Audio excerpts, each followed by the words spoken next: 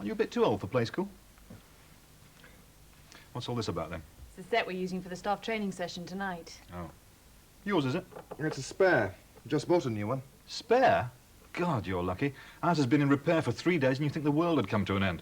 Wife's on Valium, kids miserable as sin, and I missed the last part of that spy thing. Well, what's wrong with it? Damned if I know. Don't think the shop knows either.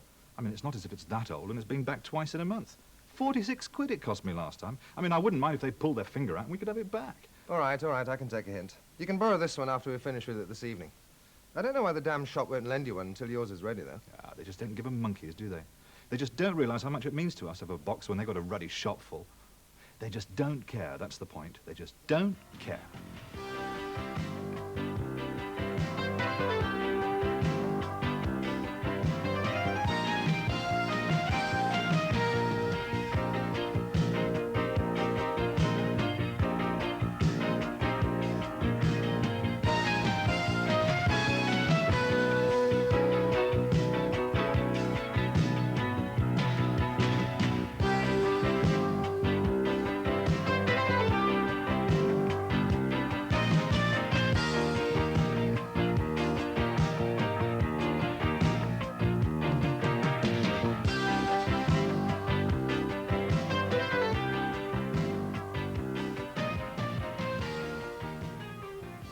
Welcome.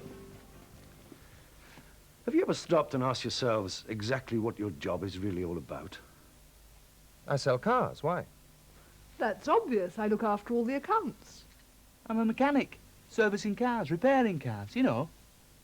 I run the parts department. Me? Why, I look after the switchboard, I suppose. And I clean up after all that lot. See what I mean? You ask almost anybody what job they do, and you always get the same kind of answer. They'll tell you about the work they do, and really that's only a part of the job. The problem is people get so tied up with the day-to-day business of keeping their heads above water, they never get a chance to stand back, take a fresh look at what their jobs are really all about. Well, that's exactly what this second Who Cares Wins program will be doing. Because real customer care isn't just about not thumping awkward clients or throwing in a few cosmetic frills to cover up something that's gone off at half-cock. It's about how good you are at the everyday business of totally satisfying customers. In some ways, this session is the most important of the whole Who Cares Wins program because we're going right to the heart of the subject, what you do and the way you do it. The thing is, when you work in any busy dealer outlet like this, what gets done today tends to get done exactly the same way as it was done yesterday. It's habit, I know, and it's natural. But not all habits are good ones. Now, unfortunately, none of us can just wave a magic wand and make everything come right overnight. But we can make a good start. And if today's session goes the way it should, it's not only the customer that'll notice the difference. You will too. Because you can actually make your work much easier to do. So the benefits are not all one way. Right. Where should we start? With the whole reason why your outlet exists at all. The customer. Now take Mr. Howard there. It's easy to label him as just another customer, but have you ever stopped and asked yourself just what he means to you personally? Okay, people like him are the reason why you've got a job in the first place. That's easy. But what else? Did you ever consider what your job would be like if all customers were identical and drove identical cars? Dead boring. People are the actual reason why what you do is a damn sight less humdrum than many other jobs, simply because every customer is unique. He might be easy to deal with, a bit fussy, or a right so-and-so. But at least he adds a lot of extra interest and variety to the work you do. And if you don't think that's important, take a completely mercenary viewpoint. Right, Mr. Howard, sorry to keep you waiting. How you keeping, all right? Oh, mustn't grumble. Just thought I'd come in and settle up. Right, what was it now? Well, there's something towards your mortgage and rates, a little something to put by towards your 2 weeks in New York, the wife's hairdo, yes, and shoes for the kids, Sainsbury's. Well, at the end of the week, that's where the money to pay for those things really comes from. So as a special ingredient that adds more interest to the work you do, and again as a meal ticket, your customers are a pretty important asset to you personally. And worth looking after, if only for purely selfish reasons. Now, why don't we look at things from his point of view? Yeah, something. After what I pay out to keep a roof over our heads, and what I have to fork out to keep the family in food, I reckon a car's the third biggest expense I have to cover. Even if I didn't need it for business, I still can't imagine our life without one, in spite of the cost. I mean, it turns your whole day upside down, even when it goes in just for a service. That's why it's so galling when some of the blokes in the trade seem to take me and my problems for granted. Every time I set foot in the place, it's going to cost me a bomb, and I'll probably lose the car as well. A double deterrent. Cost and inconvenience. The two penalties your customers always know they're in for, even if everything else goes like a dream. Even before you begin to tackle why he's come in, you're starting with a handicap, which means you've really got your work cut out to make him happy. But what do you have to do to make him happy? Well, that's easy. All you have to do is ask him. No, hang on a minute. That's far too easy. You should ask yourselves. Now, you've just bought an expensive television set in my shop. That right, Miss Collins? That's right, yes. And are you happy? Yes, very happy. Why? I mean, tell us why you're happy. Well, you helped me choose the right set. Well, it was a little bit more than I expected to spend, but it's damn good value. Is that all? No. You took time to find out which set would suit me best. Showed me how it worked. Controls and everything. And? And you gave me a very good deal on it. Made the HP easy. Come to think of it, you made everything easy. What do you mean by that? Well, when I came to the shop, I wasn't sure quite what sort of set I wanted. And it's a lot of money if you get it wrong, isn't it? It certainly is. Any doubts now? No, not about the set. Thanks to you. Provided it's delivered when you said it would be, and it works okay.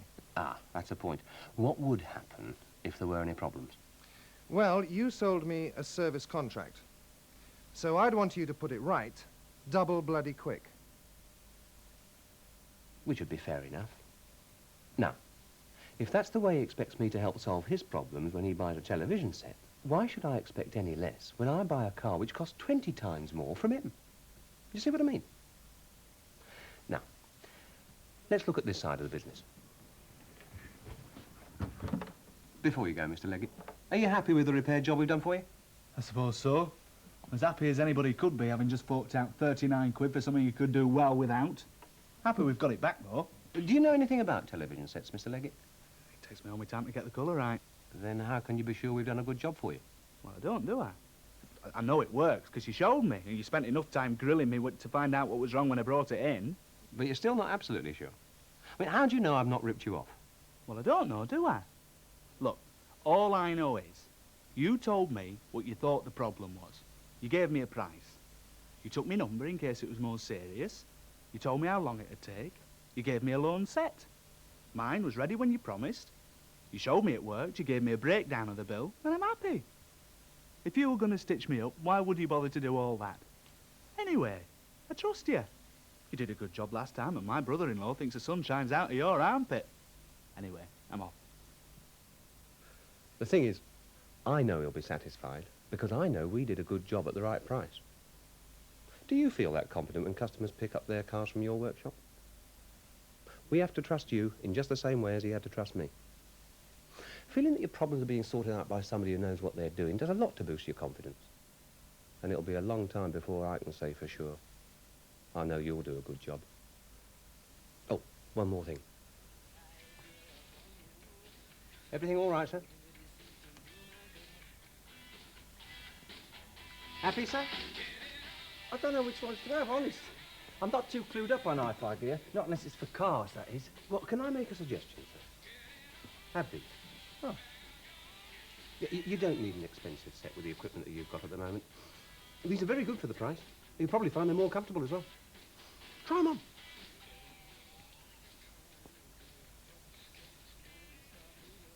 Happy, sir? Happy? Problem solved. 9.50. See, I look at it this way. My customers are the best advert I've got. If I keep them happy, they'll come back and they'll tell their friends. They're my reputation, just the way I'm yours. There's nothing complicated about that, is there? It's easy. And strange as it may seem, it is easy. Once you get clearly in your mind just exactly what the whole point of your job is. Winning customers' confidence, trust, and loyalty. That's really what your job's all about. The actual skills you have, selling cars, mending cars, running the switchboard, are simply the means you use to make it happen, to solve the problems customers dump in your lap every time they walk into the outlet. After all, if he could solve these problems on his own, you can bet your life he wouldn't come anywhere near your outfit in the first place, because of the cost and the inconvenience. The crunch is, how good are you personally at the thing you do? Neil, Yes, Tim. doing much this morning? Well, I've got half an hour to finish off this paperwork. Then I've got to check a maestro that's going out tomorrow. Register another car. Appointment at 12 o'clock, then I've got the afternoon off for a change. Oh. Why? I got a bloke coming in at 3, just phoned. Wants to drive in a metro. Well, what's the matter with yours? He's got a Fiesta Sport at the moment, see, and I really wanted to give him a run in your MG. More like his style. Only I didn't know you wouldn't be around. No problem. I'll take yours then. So what's the worry? Nothing, not now. What state's it in? Inside's all right. Outside's a bit grubby. How about petrol? Not sure, you better check. Great. I'll get Charlie to sling it through the car wash and stick a couple of gallons in. Save me messing about later. Get him to enter the ashtrays at the same time. Oh, and if there's anything inside, just throw it in the boot. Great. Thanks. Now, that simple conversation should have told you a good bit about our two salesmen. It was full of clues about their personal attitude to their work. They cooperate, keep the paperwork up to date, organize their time, plan their sales pitch to meet a customer's particular problem, and then take the trouble to organize everything down to the last detail. You get the idea, they're professional. Here's another conversation. See what you make of this one. And it's only a 12,000-mile service you're after, Mr. Foster. Are you sure there's nothing else you want? I'll tell you what, then. Think about it, and I'll call you back tomorrow. You're not due in until Monday, and it's just that we can do a better job if we get organised. Oh, no, it's my pleasure. Bye. Hang about. Right, Sunshine, what brings you to the world of fitted carpets? That Italian working on. It's got a dodgy throttle cable. I spotted it whilst I was doing a final check. Bad? It's not going to get any better, and it could be nasty if it gets fouled up. Haven't got a new one, though. I've already asked Ollie.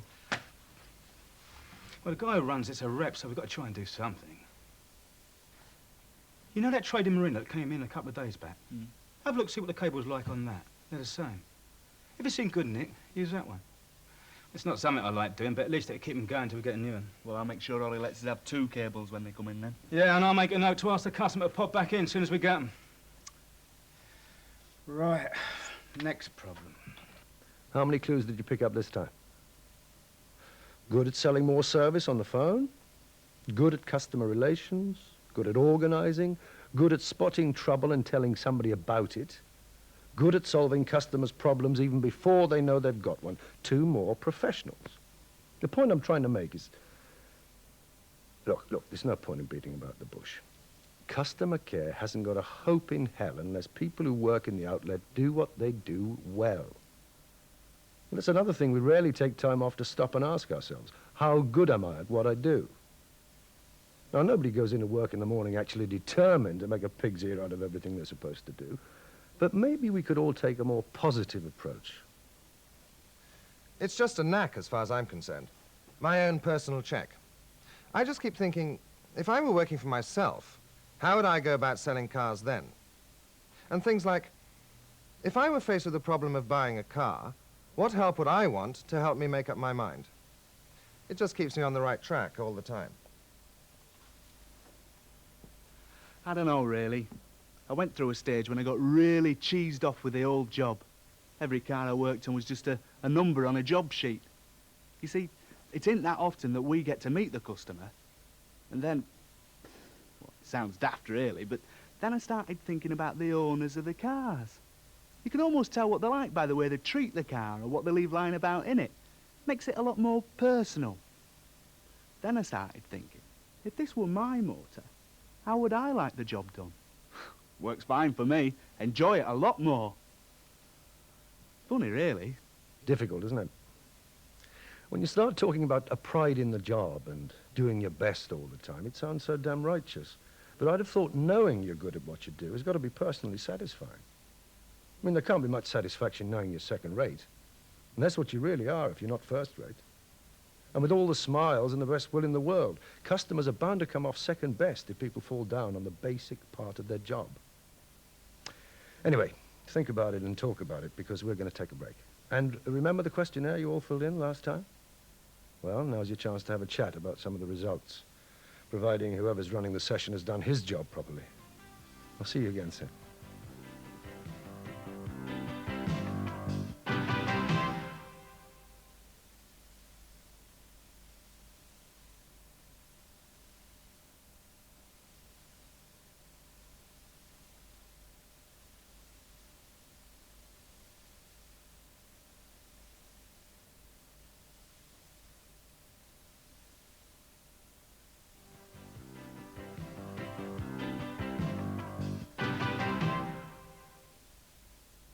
Hello again. Earlier on, we took a look at things from the customer's angle, and we dealt with one of the most important of those 6 elements of customer care we identified way back in the last session: your attitude to the work you do. Now, whether you're good at what you do doesn't always depend on you alone. What complicates things is that almost every customer problem always involves the skills of more than one person.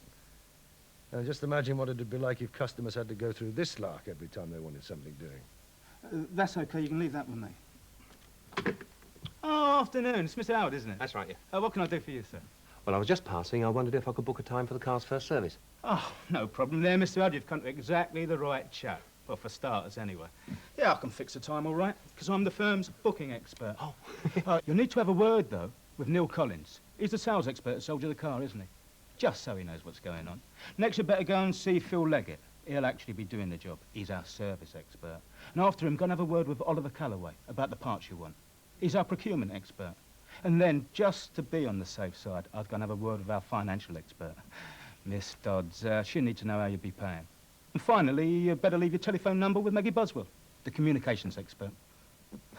It's simple, really. When would you like to bring it in? Thursday be all right? Ah, Thursday it is, then. Good. Fine.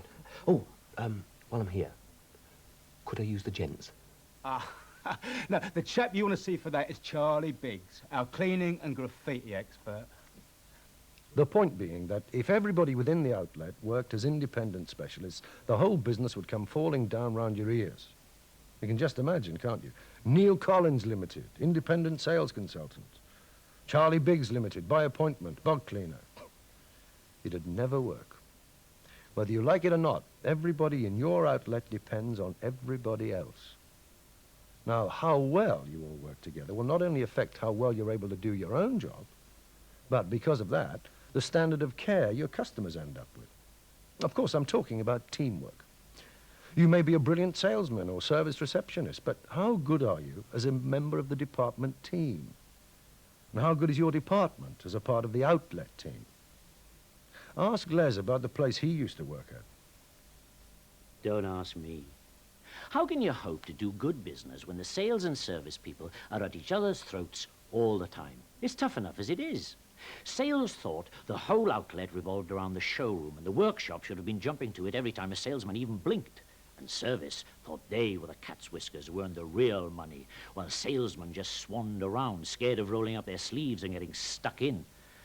You can imagine what the atmosphere was like. Made everybody so damn miserable. And it was as much the boss's fault for putting up with it all. We just kept our heads down in the parts department and let them get on with it. Thank God they don't think that way at this outfit. But there are a lot of departments and a lot of outlets who do act like that. Sales can't stand service, service can't stand parts, and everybody hates accounts. And a recent trade survey into relations between departments showed things are steadily getting worse. It's true. If everybody depends on everybody else, how can a dealership function properly without teamwork? Of course it can't. So, burying the hatchet and building up a good dealer team isn't just a cozy idea. It's vital. And the rules are simple. 1, everybody's eligible. 2, everybody's equal. No stars and serfs, them and us. Because everybody has their own unique contribution to make, if they're given the chance. Oh, dear.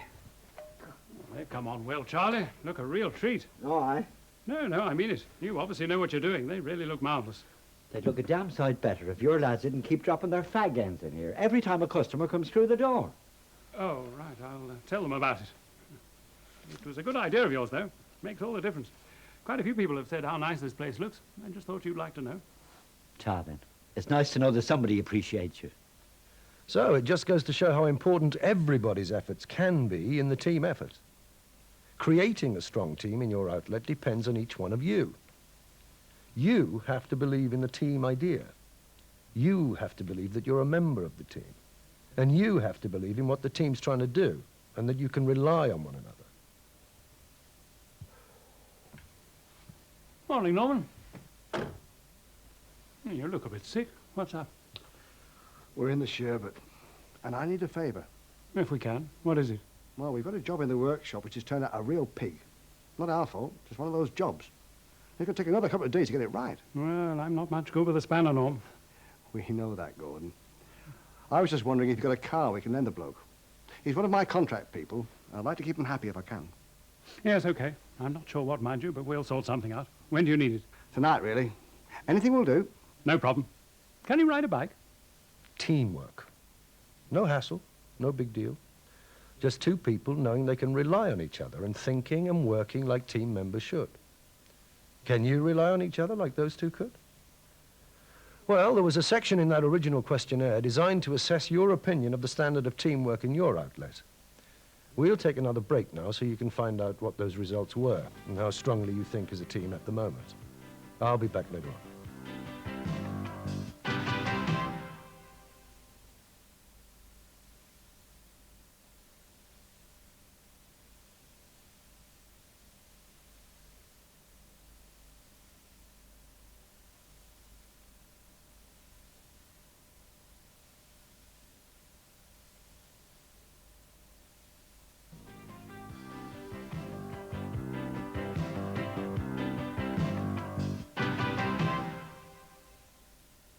Welcome back for part 3.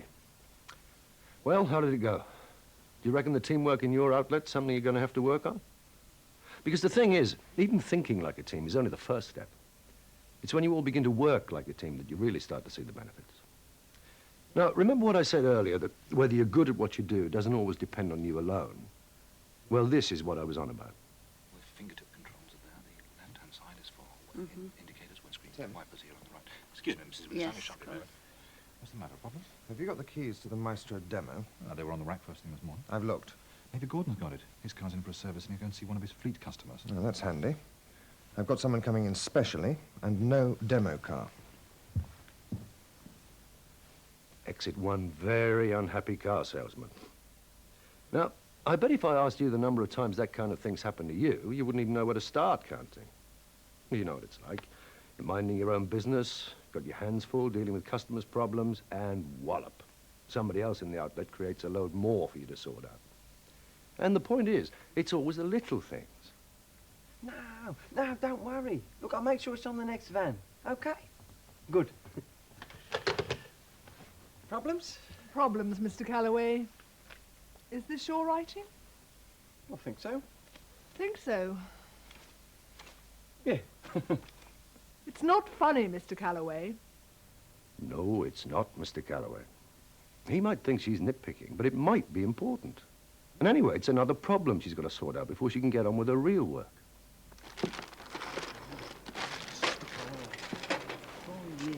You know, when one of my lads starts talking to his toolbox... Some wally's made off with my feeler gauge. And you think the toolbox knows who it was? Look, it's not funny, boss.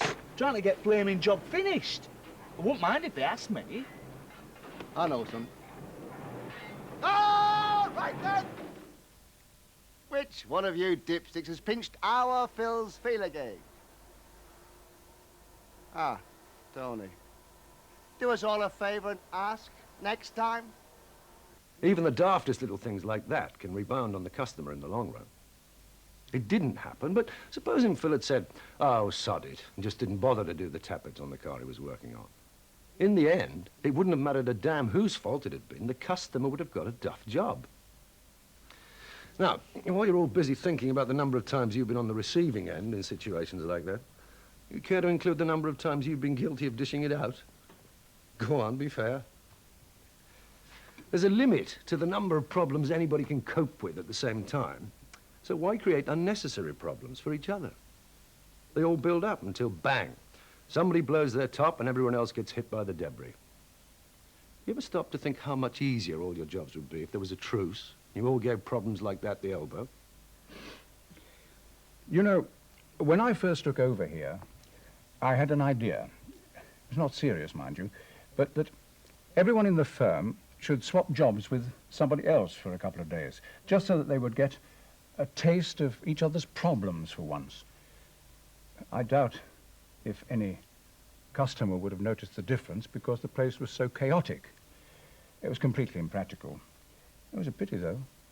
Yeah. And instead, we all got together and had a good gripe at each other. With amazing results, because they even had a go at me. But some very good stuff came out of it. For example, the department barriers came down and people were actually talking to each other. And they were able to get their personal hang-ups off their chests so that something could be done about it. It was all very constructive. And you know something? Because the vast majority of the problems they were making for each other were so simple, they were simple to put right. Bye-bye. My biggest gripe was never knowing where the staff were, especially the sales staff always diving in and out. That made a lot of customers very grumpy, and they always thought it was my fault. What else did people get up to? Oh, yes. Flashing the button up and down as if I could read Morse, leaving the phone off the hook, or not bothering to answer it at all. Oh, things are so much better now, it's like a new job. And I got a new switchboard. Oh. Hello, reception. Well, just remember, the new clutch is bound to feel a bit different. So take it easy until you get used to it, okay? Bye. Bye. My biggest headache was trying to cope with the promises made to customers by the showrooms before checking with us first. Caused no end of problems that did. And it's not as if we're on the other side of the world. And then you bust a gut and not so much as a thank you. And a lot of the time they wouldn't even bother to mention the service department to new customers, let alone introduce us. Well, thank God all that's cleared up now. But you still get that lad in the workshop that does that extra bit of work before checking with us first, so we can ask the customer. And accounts. They still haven't learned that we're up to our eyes in it first thing in the day. But we're getting there. It's all right. It's me break. Do you want to know what my pet gripes were? Well, first off, queuing up for yonks at parts counter. And then trying to decipher the occasional mystic message from reception. Still get the odd one. Show you what I mean. Warranty job. Fit new door seal. Now that's really helpful, that, isn't it, eh? 5 ruddy doors this thing's got. You think they give you a clue. But my really favourite pet gripe was trying to get at the car I was supposed to be working on. Should have seen it out there. It was murder. Chock-a-block. And when you did get to it, you'd have to shift 10 others before you could bring it in. It took ages. And when we're tied into fixed times on jobs, something was bound to suffer. Well, it's all right now, though. We just gave the yard a good clear out and rearranged the parking. Simple, really. Hey, Neil, have you been sticking your fag ends in my plant pots again? Not me, Charlie. Well, one of you lot has. I don't know why I bothered. It's those damn salesmen again. Mind you, he's probably right on that one. What used to be my biggest gripe? Lack of backup from other people in the firm. They used to think that because you wore a suit, everything in the showroom was rosy. Mind you, to be honest, we did tend to put it on a bit. But often I felt as if I was fighting on 2 fronts. Fighting for customers and fighting the rest of the outlet at the same time. The help we needed just didn't come willingly. Other people did not understand that they weren't just my customers, they were our customers. It was something we had to sit down and sort out because, at the end of the day, we are all damn salesmen, really. We're all trying to get our hands on any bit of business going. Now, don't tell me you haven't got any pet gripes that affect the work you do, because we all have. So what are you going to do about them? Just carry on living with them day after day? Or have a go at getting rid of them once and for all? Because once you clear the decks of all your own problems, you've got a much simpler job. And the time to really show just how good you are at solving customers' problems. Everything becomes easier. And you've got two choices about how you go about it. The first, and the best, is this way. The service department are going to get themselves... Remember this care meeting way back in the first program, when the staff took a look at what went wrong over the tow bar epic? Well, that's one way of sorting out team problems. It's informal. You get a chance to say your bit and put forward practical ideas. And your ideas should count. After all, you're the expert at the job you do in the outlet. And that sort of meeting provides the basis for monitoring the whole of the outlet's customer care efforts. If you can't go that route, and I can't think of any reason why not, you can still achieve a hell of a lot by simply chatting with each other about problems you've got that maybe other people just don't realize. Simply talking brings the problems out into the open, gets people understanding and cooperating. And who knows, may actually provide some solutions that not only benefit the customer, but make your job a lot more of a pleasure. Well, we're going to have a break now. No, we're not. We're going to have a grape. What are those things that really get up your nose and make the work you do more difficult? You all must have one pet gripe. Well, now's the time to share it. Go on, get it out of your system. I'll be back to pick up the pieces later on.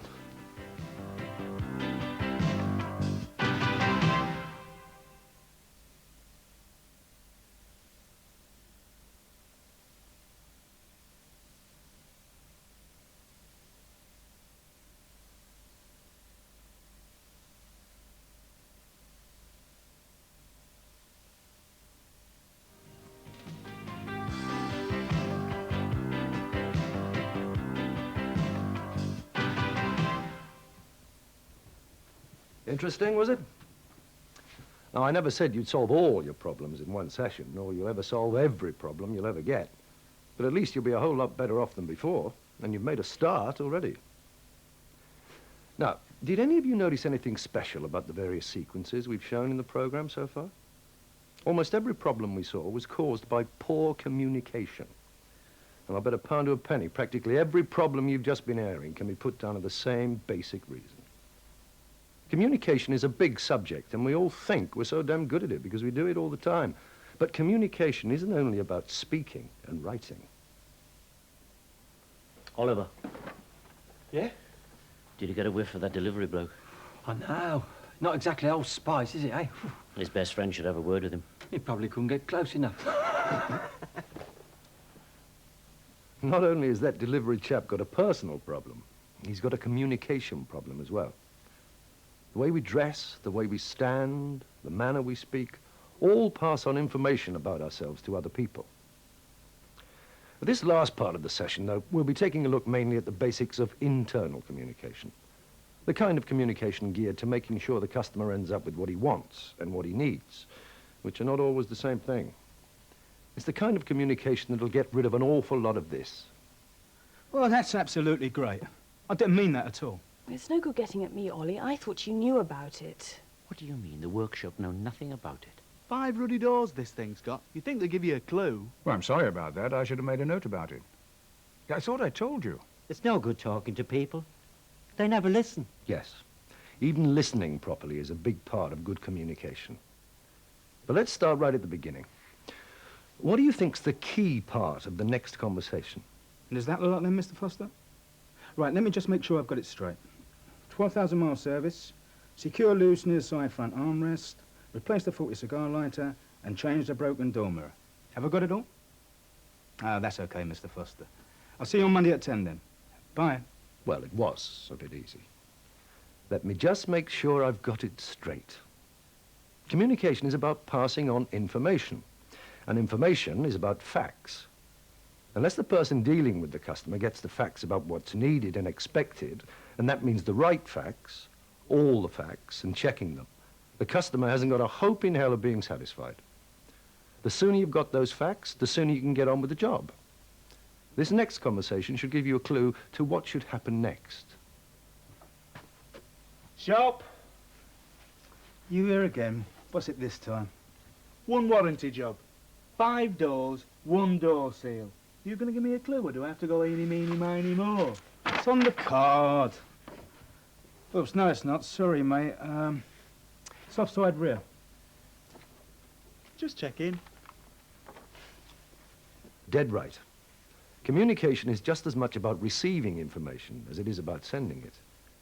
But whoever starts off with the facts should make sure they supply all those who need to know with all the information they've got to have to do their work properly. And if you don't get all the facts you need to do your work properly, shout. Whatever you do, never assume you know what the customer wants. Well, what do you think, Mrs. Winstanley? Lovely little car, isn't it? Oh, very sweet. Rather small for all the children, you understand. Children? Oh, 4. You see, my daughter just come to live with us. Oh, I see, yes. Well, I suppose we could all drop a clanger like that.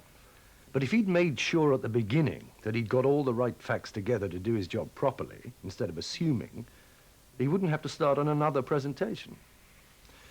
Without the right facts, you're on very dodgy ground. Guesswork. And you can't solve problems with guesswork, even though we all think we can.